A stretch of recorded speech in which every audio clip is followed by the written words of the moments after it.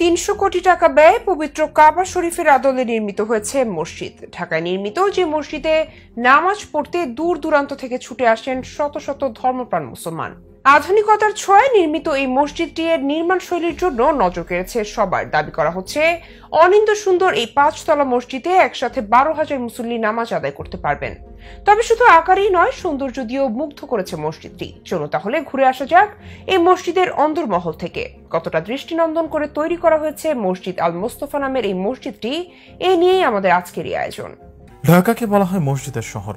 ঢাকার ছোট অলিগলি থেকে শুরু করে বড় রাস্তার পাশেও মসজিদ পাওয়া যায়। মূলত মুঘল আমল থেকেই মসজিদের শহরে পরিণত হয় ঢাকা।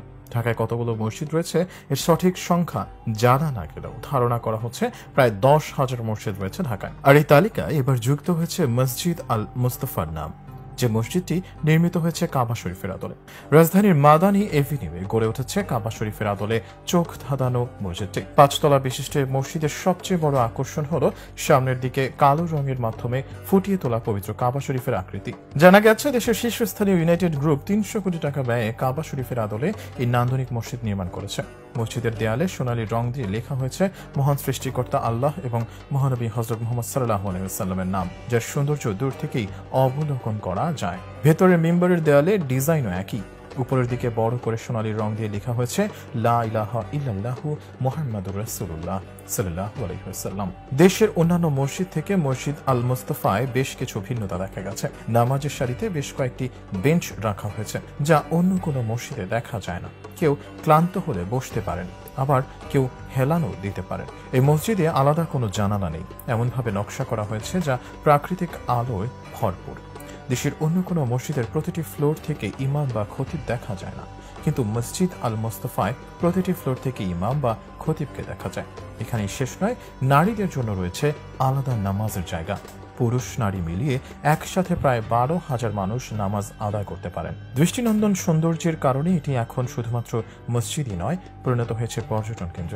দেশের বিভিন্ন এলাকার বিপুল সংখ্যক মানুষ প্রতিদিন দেখতে আসেন এই মসজিদের অপরূপ সৌন্দর্য। মসজিদের চারপাশে ৪টি আরবের খেজুর গাছ লাগানো হয়েছে, যার কোনোটিতে খেজুরও দেখা যায়। রয়েছে চোখ জোড়ানো পানির ফোয়ারা।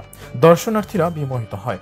এর গঠন কাঠামো আর চারপাশে সবুজে ঘেরা প্রকৃতির ছোঁয়া মসজিদ আল মুস্তফার নান্দনিক স্থাপনা দেখলে চোখ জুড়িয়ে যাবে। এক গম্বুজের নিচে ৪-৫ তলা মসজিদটি যেন নান্দনিকতায় ভরা। এর বাইরের ডিজাইন যেমন দৃষ্টিনন্দন, ভিতরের কারুকাজ তেমনি অসাধারণ। মসজিদের ভিতরের ডিজাইনে রয়েছে শিল্পের মুনশিয়ানা, দৃষ্টিনন্দন ক্যালিওগ্রাফি, ইন্টেরিয়র ডিজাইন আর প্রকৃতির মিশেলে ঘটবে প্রার্থনার গভীর মনোসংযোগ। বাহারি রঙের আলোকসজ্জা সৌন্দর্য বাড়িয়ে দিয়েছে মসজিদ আল মুস্তফার। মসজিদের ভিতরে প্রচুর আলো বাতাসের ব্যবস্থা থাকায় দিনের বেলা বাতি জ্বালানোর কোনো প্রয়োজন হয় না। মসজিদ আল মুস্তফায় রয়েছে ২টি চলন্ত সিঁড়ি।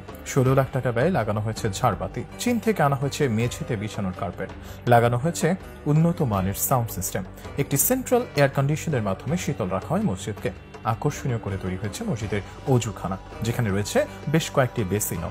যারা গাড়ি নিয়ে নামাজে আসেন তাদের জন্য রয়েছে সুব্যবস্থা, কারণ মসজিদের নিচে বিশাল পার্কিং এ ১০৫টি গাড়ি রাখা যায়। জনশ্রুতি আছে মসজিদ আল মুস্তফার নির্মাণ খরচ ৩০০ কোটি টাকার বেশি। মসজিদের প্রধান আকর্ষণ হিসেবে নির্মিত হয়েছে সুউচ্চ বিশেষ এক ধরনের গম্বুজ।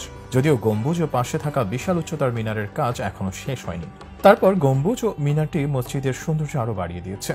মসজিদটি দেখতে ভিড় করা পর্যটকরা জানান, রাতে যখন মসজিদের সব বাতি জ্বলে ওঠে তখন যেন তৈরি হয় বিমুগ্ধতার ছোঁয়া এক অপার্থিব পরিবেশ, যে পরিবেশে মানুষকে উদ্বুদ্ধ করে সৎ পথে চলতে, সততা আর বিবেক দিয়ে গড়তে নতুন জীবন।